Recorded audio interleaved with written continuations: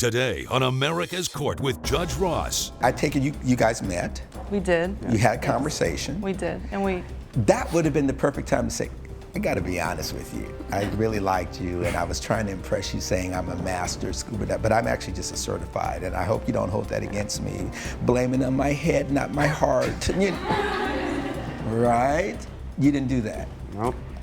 He answered for you. No. In my courtroom, it's about equity and fairness. You want him to pay $628. Yes, Your Honor. All right, knock my socks off. Justice should be more than just some foreign concept. I actually want you to learn something. The law talks about something may in fact be true, but can they prove it? And that's what's tough. Fair, firm, compassionate. This is America's Court with Judge Ross. Chandra Jen claims she was injured while scuba diving and says her ex-boyfriend is to blame because he knew she had little diving experience. Ms. Jen is suing Elliot Colton in the amount of $1,900. Mr. Colton claims Ms. Jen told him she was a dive master and says the plaintiff could have prevented her injury, but she panicked and there was nothing he could do. All rise. Remain standing and come to order. This court is now in session. The Honorable Judge Kevin Ross presiding. Ladies and gentlemen, you may be seated. All parties have been sworn, Your Honor. Third, get up at the tops. All right, Miss Jen, prove your case. So I'm suing my ex Right. for $1,900. Yes. We went on a deep sea expedition. Right. And there was an accident. Yes. He is not taking any responsibility for what he did. He told me that he would be able to take care of me. He's a deep sea dive instructor. I am not as qualified. Let's talk about how we even got out in the water to begin with. You made the decision to go with him I did. into the depths of the ocean. I did. You did. He so- didn't force you, or he didn't hold a gun to you. You said, I want to do this. Definitely did not hold a gun. Right? She said she wanted to do it, I did. and you knew that that was his thing. Right? That's your thing, deep sea diving. Yes. Let's talk about how we end up having both of you in the ocean, and then there's this distress. Well, first that goes back to the first time we started communicating. Let's talk about the first time. All right. How did we meet? We met through a dating website. Oh, not that dreaded dating app website. Oh, yeah, I guess I should say an app. But yeah, so she noticed that I was a scuba diver because a few of my profile pictures were of me scuba diving, a couple underwater shots. Okay. And Like that's out of all the shots, probably 10 of 10 were you underwater. pretty much. Yeah. Oh, and maybe he likes scuba diving. Is that true? Did you notice that? He did. That's Did one you of- have any sort of concerns about water for your own personal safety, or? Well, I actually am certified in scuba diving as well. I'm not certified as a master diver like he is. I've only been trained to go 60 feet. Water was the connector. It was. Okay. And And that was the thing that jumped out at you. yes, Okay. And what else did you like about him? he's handsome. All right, so you liked his physical Got one thing appearance. right. And I take it there were some other attributes that you said, okay, I like that, I can check that, check that, check that. Sure. Somebody, and I take it you wanted to have a relationship with someone who also enjoyed your passion for the water. Absolutely. All right. But that's where the problem came about, Yeah. right? Because you guys dated for a while. We did. Well, in the beginning of those messages on the app, before we exchanged numbers, she had actually told me that she was a dive master, and that was what caught my intrigue. That's when I got. That's what caused you to respond back. Yes. Well, Did you tell him you were a master scuba diver? I did, Your Honor. So you lied to him. I did lie to him. Why did you lie to him? I lied to him because I liked him and I wanted to impress him. So I thought that was the best thing. to do. It's the first thing. You're just getting the connection. I know, but you know. why? But what I don't understand is, well, I guess I do understand. Yes, right? Sometimes It's a in the dating beginning- app. It's yes. like no one tells the Yes, truth. and so Obviously. yes, Your Honor. So I did lie to him initially about being a master Okay, and scuba then diver. I take it you guys met. We did. You had a conversation. We did, and we. That would have been the perfect time to say, I got to be honest with you. I really liked you, and I was trying to impress you saying I'm a master scuba diver, but I'm actually just a certified, and I hope you don't hold that against me. Blaming on my head, not my heart. Right? You didn't do that. nope. He answered for you. No. You I let didn't, it, you let but it, how he- many dates did you guys go on before we get to the situation involving the problem? So this was our third date. I Technically. actually had sent him a message before, and I Saying? have the text message I'll here. take a look at that. What does the message say? Letting him know of my concern that, how I felt that I wasn't really comfortable with this. Yes, I hadn't disclosed to him Did the yet two that I of was you a have master diver. conversations by phone prior to meeting? Well, we have actually gone like dates prior to the incident. Because you said this was the third. You mean this is the third So we went- dive or the third date? Third date. Yeah, I can explain that one. So we had actually gone on a dinner date, and Yes. it actually went super well. And then our second date was actually our first dive together, like first mellow dive, which she planned. Mellow meaning It was just a less than 60 feet. basically equivalent to just like a jog in the park. So we had a nice little 20 to 30 feet kelp forest dive, which she planned. And the kelp for, I bet you that was beautiful, huh? Very beautiful. And you enjoyed It that. was, And absolutely. you felt you were in your comfort zone 20, 30 feet. I did, yeah. Yeah, you that were was like, what okay, was I can comfortable work with this. Yeah. Anything lower, we getting ready to have some problems up in here. Right. All right, okay. Coming up on America's Court, I apologize to you. I said I'm sorry that I've misled you, but I've never done this before. And I told you at that point I did not feel comfortable. And Okay, you she insured told me. you. He Yeah. insured me of my safety. He said, I'll take care of you. I know what I'm doing. I'm a master diver. and later, What did you do to that honeymoon suite? During the reception, we snuck into his hotel room and raided the minibar. We may have ordered some inappropriate movies. closed captioning provided by. If you'll be in the Los Angeles area and want to bring your case to court, call 1-888-552-6878. This is America's Court with Judge Ross. America's Court is back with the case of Chandra Jain, who is suing Elliot Colton for negligence. Nothing indicated that she would freak out or No. be overwhelmed by the circumstance. I was very impressed. And Very. so impressed that you said, let's Let's have a third date. go deeper. Essentially, yeah. That's when I wanted to plan something, something water. awesome. I'm talking about the water, okay? Thank you, Judge Ross. Thank you, the Deputy water. Thomas, for clarifying that. Because some people's minds, my goodness, let's say, you've planned the next trip. Yes. The next trip, The how next- far down were you going to go? So In the water. I had gotten wind from a friend that there was a spot a couple hours down the shore that there was a shipwreck at about 90 feet. 90 feet down. And as a That's dive a long way down, I got to tell you. He was so excited about And it. what do you He- say in he- response? He was so excited And what about do you going say in on. response? I said, okay. You said, okay, knowing that you were not prepared for that. Right. And knowing that he didn't know you were prepared for that. I did. True? Let's talk about what happens on the deep 90-foot dive. Well, we were on our way to the dive.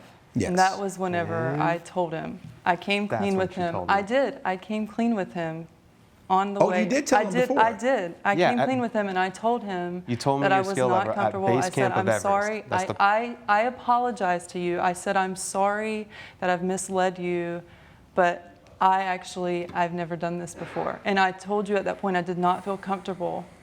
And Okay, you she insured told me. you. He Yeah. insured me of my safety. He said, I'll take care of you. I know what I'm doing. I'm a master diver. At that point, But even at that point, regardless of the safety procedures that I know, she should also know as well. So I And was you had seen her in action previously, and you didn't have any reason to think even that at her level of diving, you still are at complete understanding of because what you the safety you took the procedures one are. class, right? I took the one class and Did- then I had you took did- 10 open dives, but I've never been And to you that did the depth 10 before. dives. So Yes. you did the basic requirement Yes, to be Your Honor. able to go to that depth. Yes, Your Honor. All right. No, not to the depth of 90, to the depth of 60, To the depth of 60. which I had never been past 40 before. Also, even 60 was a stretch. Absolutely. And is there additional training and classes and certifications you need to go below 60? There You just are. well for her, There she just are. needed to be with an instructor, and I And you thought- were an instructor. Yeah, it may not have been like a plan where we signed papers, but I was confident in her skill level. Was it just a nightmare? Because I know at some point you are in that water and you go down. Do you go all the Yes. way down to the 90 feet?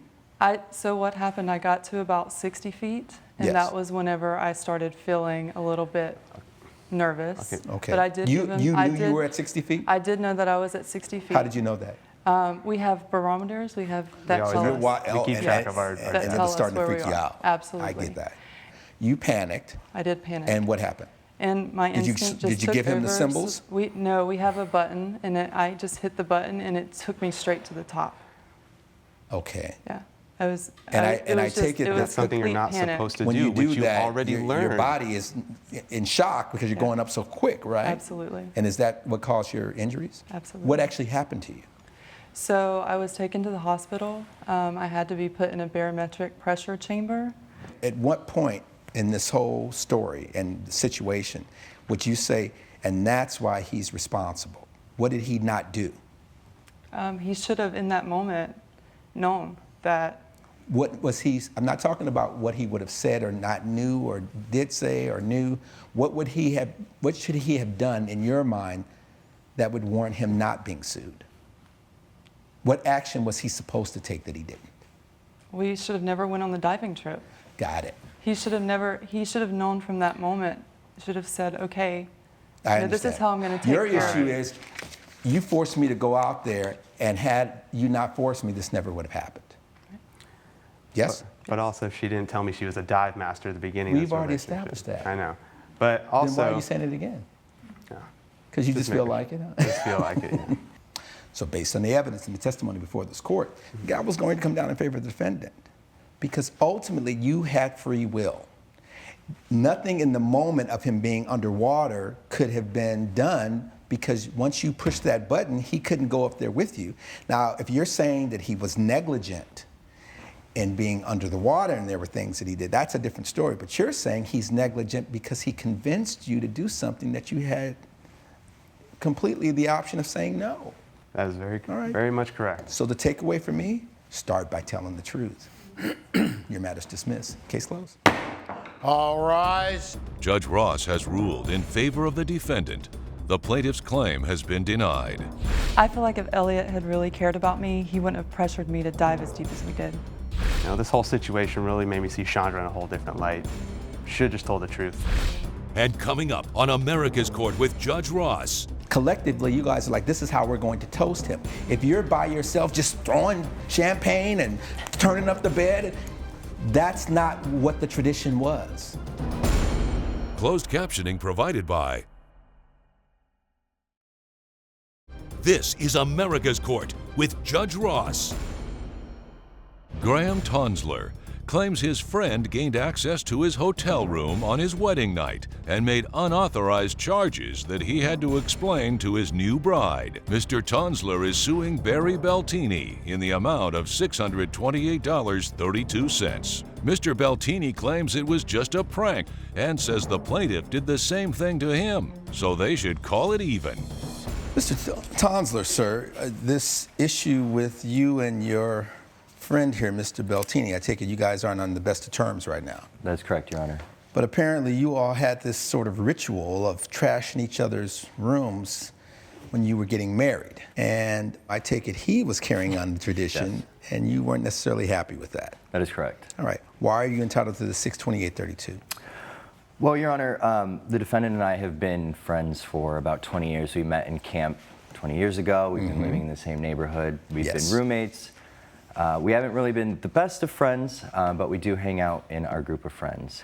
And 20 years ago when he got married, instead of doing the whole car trick, the just married because he doesn't have a car, we decided we're going to sneak a key to his hotel room. And who's we? Me and our group of friends. How many people are we talking about? It was four, well, the total of us is 6, so it was 4 guys and myself. And what did you do to that honeymoon suite?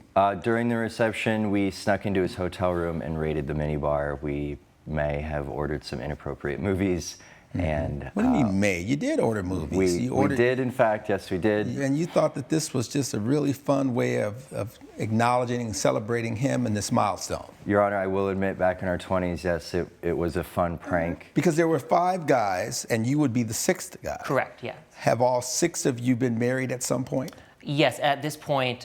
He was the only one left. Yeah, Graham was the only one left. And all the other, well, I guess there would be 4 others. Yep. When they got married, this same thing took place. Correct.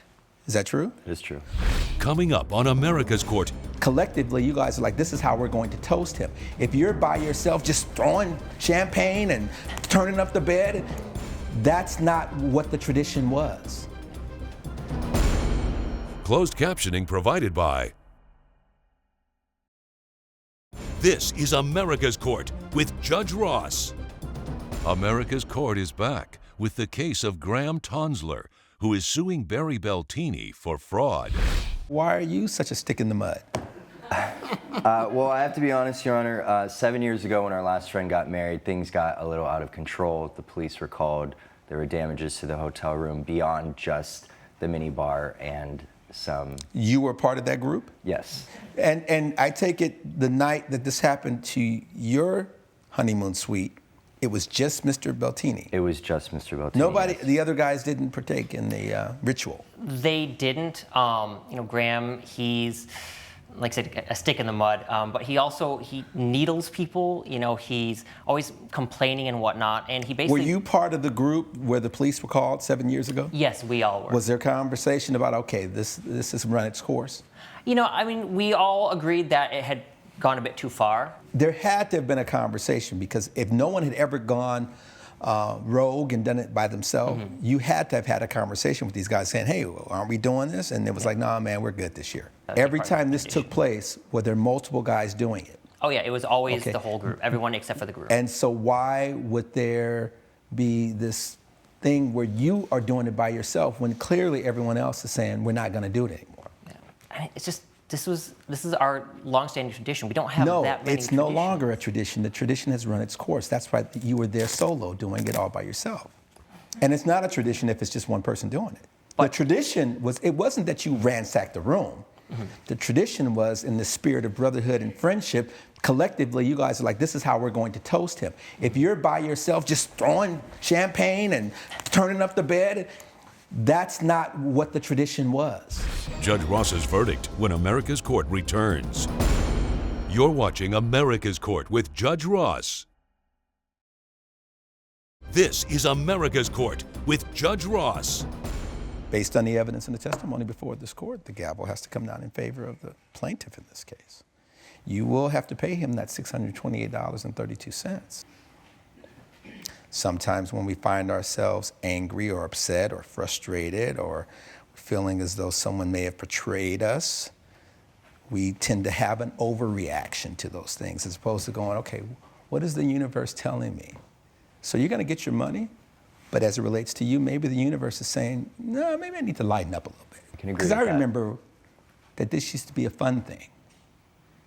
So how about we call it a day? You give me $320 and, let's move on.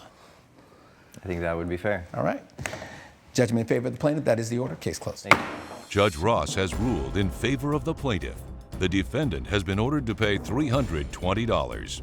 I think that there have been some lessons learned today. I think that I will learn to lighten up, and I hope that Barry learns to grow up. I'm glad that Graham took some responsibility for the money, and he knows that he deserved that prank.